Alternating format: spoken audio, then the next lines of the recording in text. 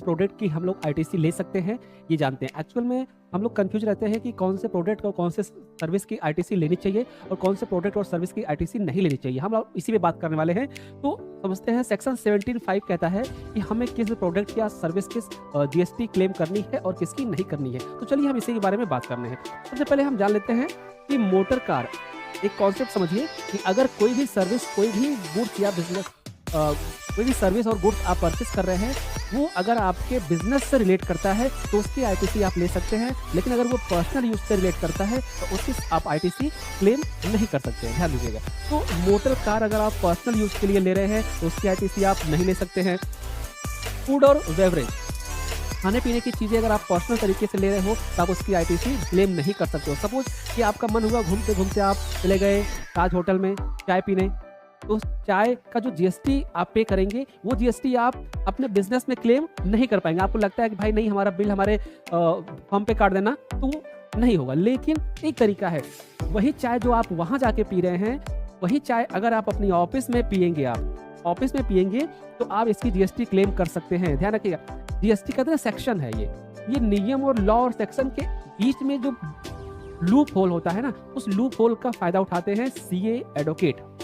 ध्यान रखिएगा, एडवोकेट जब जमानत कराने जाता है तो जमानत कैसे करा लेता है भाई, क्योंकि वो तो जाहिर सी बात है, जमानत कैसे हो जाती है, तो कहीं न कहीं इन सेक्शन और अमेंडमेंट का लूप होल है जिससे ये चीज़ें की जाती है। ऐसे इनकम टैक्स में सीए और सीए भी है कि आपके इनकम टैक्स में कहीं न कहीं तो लूप होल है। अब जैसे अगर हम जीएसटी की बात करें, यहीं पे देखो जीएसटी की बात करें, कह रहा है कि फूड और बेवरेज की आपको जीएसटी नहीं मिलेगी और 100% है कि आपको जीएसटी नहीं मिलेगी। लेकिन इसलिए कह रहा है भाई, कह रहा है कि पर्सनल यूज के लिए अगर आप इन सब चीज़ों का पर्सनल यूज कर रहे हैं, पर्सनल के लिए आप परचेस कर रहे हैं, तो उस केस में आप जीएसटी क्लेम, आईटीसी क्लेम नहीं कर सकते, ठीक है। लेकिन वहीं पे जस्ट इसका यूज आप चेंज कर दो, यूज करने का तरीका चेंज कर दो। क्या तरीका?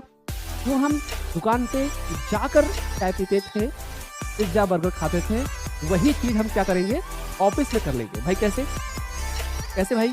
आप अपने ऑफिस में चाय मंगा लीजिए, आप अपने ऑफिस में पिज्जा बर्गर मंगा लीजिए, आप अपने ऑफिस में कॉफी मंगा लीजिए, पीजिए, और उसकी बिल आप कहाँ लगा दीजिए, कंपनी के नाम पे। और ये लीगल है। कैसे लीगल है भाई?